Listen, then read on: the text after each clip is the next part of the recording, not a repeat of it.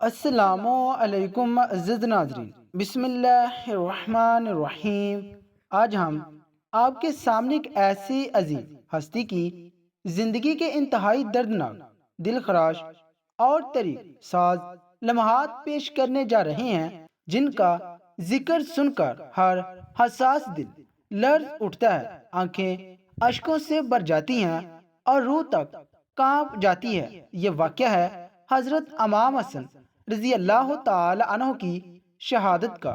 رسول اللہ صلی اللہ علیہ وآلہ وسلم کے وصال کے بعد مدینہ کے حالات ہی بدل گئے۔ بنو امیہ نے بنو ہاشم پر ظلم و ستم کا ایک نہ رکنے والا سلسلہ شروع کر دیا۔ حضرت حسن اور حضرت حسین رضی اللہ تعالی عنہ کو طرح طرح کی مشکلات، اذیتوں اور تکلیفوں کا سامنا کرنا پڑا۔ ان کے والدین کو گالیاں دی گئی، ان کی عزت پر حملے کیے گئے اور ان پر ظلم کے پہاڑ توڑے گئے، اور ان کے والد حضرت علی رضی اللہ تعالی عنہ کی شہادت کے بعد حالات اور زیادہ پشیدہ ہو گئے۔ حضرت حسن نے خلافت سنبھال لی، لیکن امت کے اتحاد کو برقرار رکھنے اور خون ریزی سے بچنے کے لیے انہوں نے معاویہ رضی اللہ تعالی عنہ سے صلح کر لی۔ اس صلح نے اگرچہ ایک بڑی جنگ کو روک دیا، لیکن حضرت حسن کی زندگی میں ظلم و ستم کا سلسلہ کم نہ ہوا۔ انہیں کئی بار زہر دینے کی کوشش کی گئی، لیکن ہر بار اللہ تعالیٰ نے ان کی حفاظت فرمائی۔ ان کی عظیم شخصیت، ان کا صبر، ان کی استقامت میں ہر بار دشمنوں کے ناپاک ارادوں کو ناکام بنا دیا۔ وہ اپنی زندگی کے ہر لمحے میں رسول اللہ صلی اللہ علیہ وآلہ وسلم کے اخلاق کی پیروی کرتے رہے۔ انہوں نے کبھی بدلہ لینے یا ظالموں سے سختی سے پیش آنے کی کوشش نہ کی، بلکہ ہر مشکل حالات میں صبر اور تحمل سے کام لیا۔ مگر جب اللہ کی مشیت اور تقدیر کا فیصلہ آیا کہ اس جنتی پھول کو مزید دنیاوی تکلیفیں نہ دی جائیں، تو وہ زہر اپنا اثر دکھا گیا، جس نے ان کی جان لے لی۔ تاریخ دانوں کے مطابق یزید بن معاویہ، جو اقتدار کا بھوکا تھا اور اپنی سلطنت کا خواب دیکھتا تھا، اس نے ایک ایسی گھناؤنی سازش رچائی جو انسانی تاریخ کے ابواب میں سے ایک ہے۔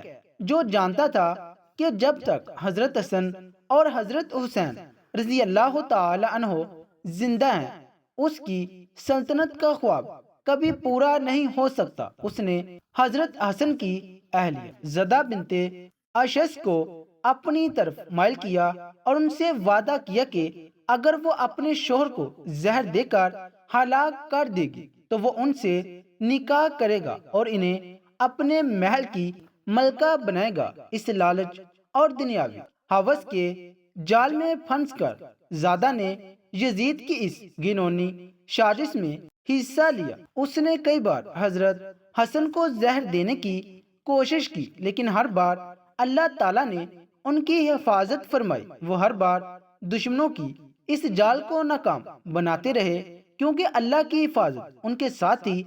آخر قاصدہ نے ایک ہیرے کو باریک پیس کر پانی میں ملا دیا اور اسے اس گڑھا یعنی برتن میں ڈال دیا جس سے حضرت حسن رات کو پانی پیا کرتے تھے۔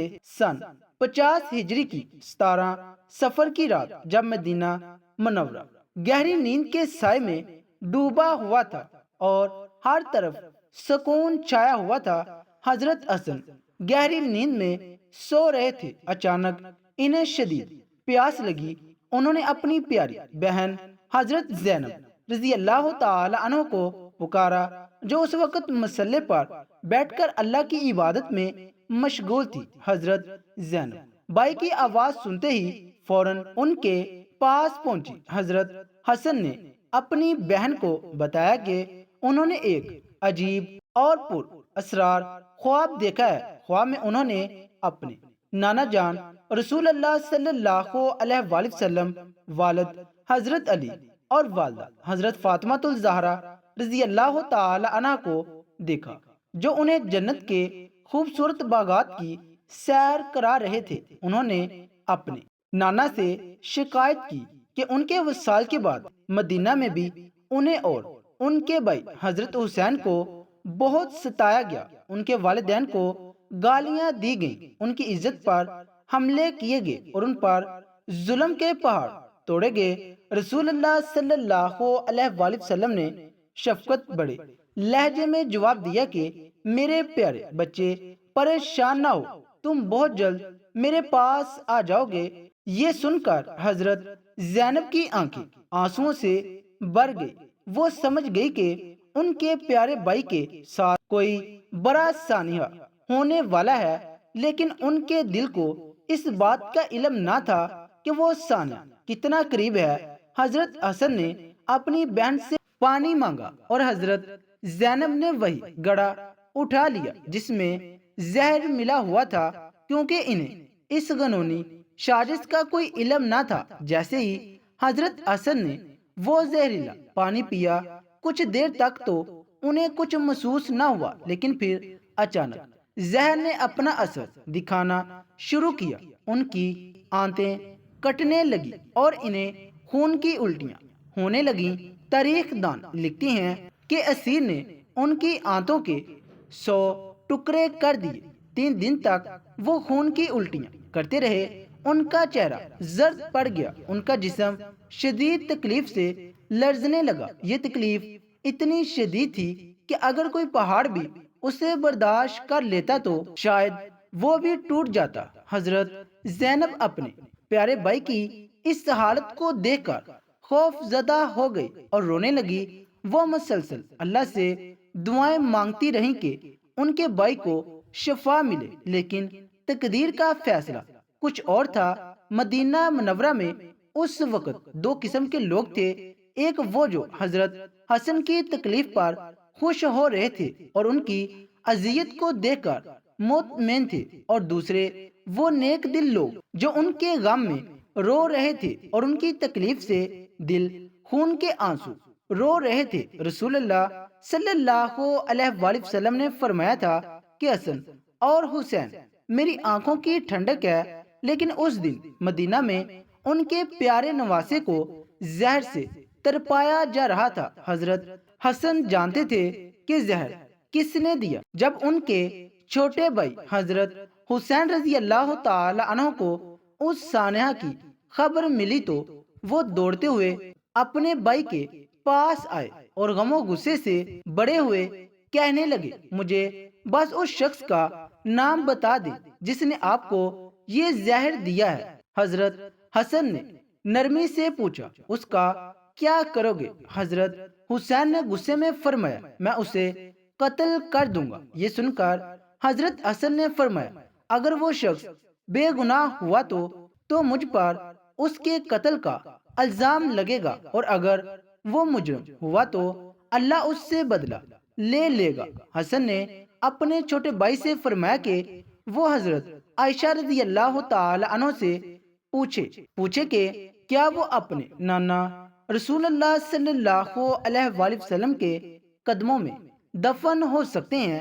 حضرت حسین فوراً حضرت عائشہ کے پاس گئے اور اپنے بھائی کی حالت بیان کرتے ہوئے اجازت مانگی۔ حضرت عائشہ نے اپنے نواسے کی اس دردناک حالت کو سن کر روتے ہوئے اجازت دے دی، لیکن جب حضرت حسین نے یہ بات اپنے بھائی کو بتائی تو انہوں نے کہا، میری وفات کے بعد ایک بار پھر اجازت مانگنا، اور اگر اس وقت اجازت مل جائے تو مجھے وہیں دفن کر دینا، ورنہ مجھے جنت البقیع میں میری ماں حضرت فاطمہ الزہرا رضی اللہ تعالی عنہا کے پہلو میں دفن کر دینا۔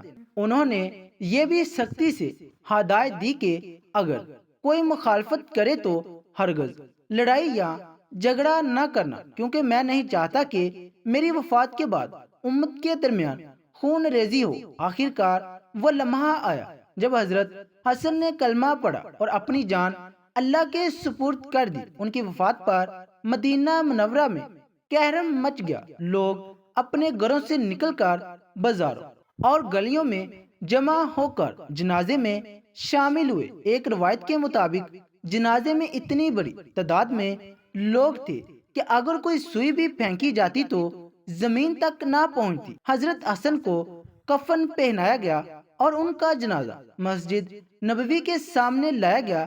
ایک صحابی نے آگے بڑھ کر ان کا جنازہ پڑھایا اور پھر جنازہ رسول اللہ صلی اللہ علیہ وآلہ وسلم کے روزہ مبارک کی طرف لے جایا گیا، لیکن جب مروان اور اس کے لوگوں کو معلوم ہوا کہ حضرت حسن کو وہاں دفن کیا جا رہا ہے تو وہ تلواریں لے کر نکل آئے اور کہنے لگے، جب حضرت عثمان رضی اللہ تعالی عنہ کو یہاں دفن ہونے سے روکا گیا تو ہم حسن کو بھی یہاں دفن نہیں ہونے دیں گے۔ یہ سن کر حضرت حسین غصے سے بھر گئے اور فرمایا، تم کون ہوتے ہو میرے بھائی کو ان کے نانا کے قدموں میں دفن ہونے سے روکنے والے؟ تمہاری یہ جرت کیسے ہوئی کہ تم رسول اللہ کے نواسے کے ساتھ یہ سلوک کرو؟ قریب تھا کہ مروان کے لوگ اور حضرت حسین کے درمیان ایک بڑی جنگ چھڑ جاتی اور مدینہ منورہ ایک بار پھر صحابہ کرام کے پاکیزہ خون سے رنگین ہو جاتا۔ اس نازک موقع پر حضرت ابو ہریرہ رضی اللہ تعالی عنہ آگے بڑھے اور مروان کے لوگوں سے کہا، تم کتنے ظالم ہو کہ رسول اللہ کے نواسے کو ان کے نانا کے قدموں میں دفن ہونے سے روکتے ہو؟ کیا تمہیں اللہ سے ڈر نہیں لگتا؟ لیکن مروان کے لوگوں پر ان کی بات کا کوئی اثر نہ ہوا اور وہ تلواریں لے کر مقابلے کے لیے تیار ہو گئے۔ تب حضرت ابو ہریرہ رضی اللہ تعالی عنہ نے حضرت حسین کو پاس بلا کر نرمی سے کہا، اے میرے پیارے بچے، کیا تم اپنے بھائی کی وہ وصیت بھول گئے جو انہوں نے اپنی وفات سے پہلے کی تھی؟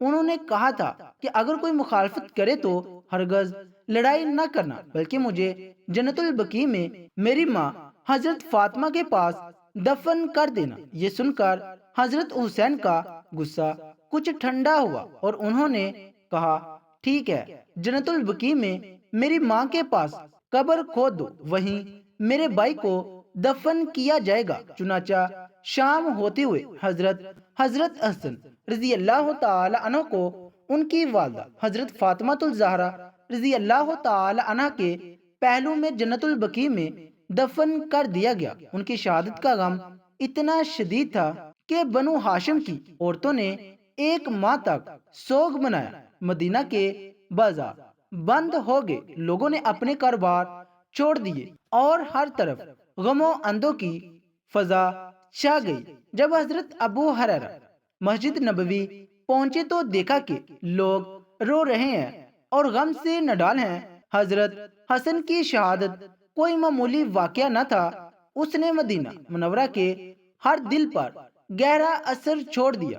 بنو ہاشم کے لوگ ایک ماہ تک سوگ میں ڈوبے رہے، لوگوں نے اپنے ذاتی دکھ بلا دیے اور بازاروں میں سناٹا چھا گیا۔ رسول اللہ صلی اللہ علیہ وآلہ وسلم کے نواسے کی شہادت نے پوری امت کو جھنجھوڑ کر رکھ دیا۔ یہ واقعہ اسلامی تاریخ کا ایک سیاہ باب ہے جو ہمیں ظلم کے خلاف آواز اٹھانے اور حق کے لیے ڈٹ کر مقابلہ کرنے کی ترغیب دیتا ہے۔ حضرت حسن کی شہادت نے یہ پیغام دیا کہ ظالم کتنا ہی طاقتور کیوں نہ ہو، حق ہمیشہ سر بلند رہتا ہے۔ ان کی زندگی اور شہادت ہر مسلمان کے لیے ایک عظیم سبق ہے کہ صبر اور استقامت کے ساتھ ہر مشکل حالات کا مقابلہ کیا جا سکتا ہے۔ امید ہے کہ یہ واقعہ آپ کے دل کو چھو گیا ہو۔ اگر یہ معلومات پسند آئی تو برائے کرم ہمارے چینل کو سبسکرائب کریں اور اپنی رائے کا اظہار ضرور دیں۔ اپنا اور اپنے پیاروں کا خیال رکھیں۔ Thanks for watching. اللہ حافظ۔